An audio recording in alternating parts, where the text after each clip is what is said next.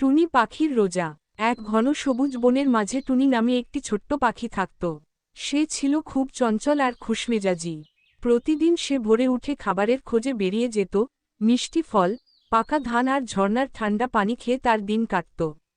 একদিন টুনি দেখল, বনের সবাই অনেক ধৈর্যের সাথে এক বিশেষ উপবাস করছে।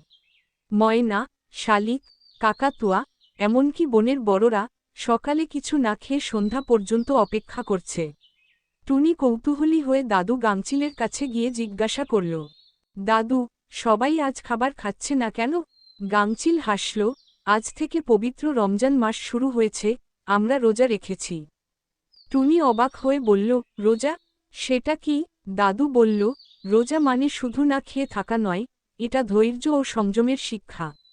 এতে মন ও শরীর দুটোই ভালো থাকে। টুনির খুব ইচ্ছে হলো রোজা রাখার। সে ঘোষণা দিল, আমিও রোজা রাখব। সকাল থেকে টুনি কিছু খেল না।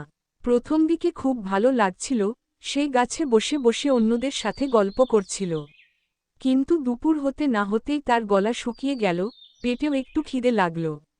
দূরে ঝর্ণার পানির শব্দ শুনে তার খুব তেষ্টা পেল। টুনি ভাবল, একটু পানি খেলেই বাকি হবে। কিন্তু পরক্ষণেই মনে পড়ল, দাদু বলেছিল ধৈর্য ধরতে হবে। তাই সে নিজেকে শক্ত করল। বিকেলের দিকে তার একটু দুর্বল লাগতে লাগল। তখন ময়না এসে বলল, চলো, আমরা গল্প করি, তাহলে সময় দ্রুত কেটে যাবে। টুনি গল্প শুনতে শুনতে ভুলেই গেল যে তার খিদে পেয়েছিল। অবশেষে সূর্য ডুবে গেল, বনের সবাই মিলে খেজুর আর মধু খেয়ে ইফতার করল। টুনি আনন্দে চিৎকার করে বলল, আমি রোজা রেখেছি। সবাই তাকে বাহবা দিল, আর দাদু বলল, দেখলে টুনি, ধৈর্য ধরলে সবই সম্ভব।